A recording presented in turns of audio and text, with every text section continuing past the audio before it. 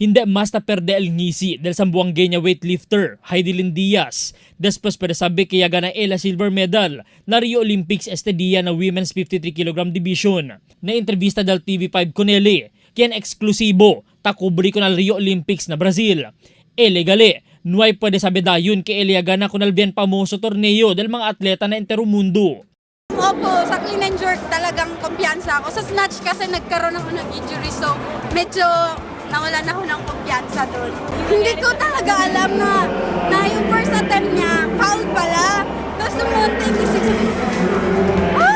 you're second. Hindi ko alam, gusto ko lang na mag-bronze lang.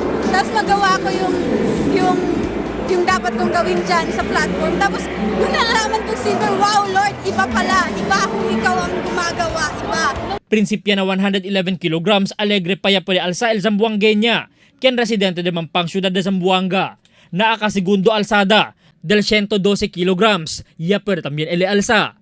Ya prueba siempre ele alza con el 117 kilograms pero no hay más ele pwede alza pa. Ya gana si Heidelin Diaz con el silver después no hay pasa. Na clean and jerk el Chinese si Lia Ju. Sobrang saya po, sobrang proud na maging Pilipino. Thank you Lord, thank you! Anong mensahe mo sa mga Pinoy? Ang salamat sa mga prayers nyo. Sa tingin ko yung prayers nyo po talagang tumulong. Kasi si God talagang wala talaga imposible sa inyo Lord. Si Diaz el medalist del Pilipinas na Olympics desde el 1996. Y él también el primer Pilipino ya ganador de deportes del weightlifting na historia del Olympics aquí na Pilipinas.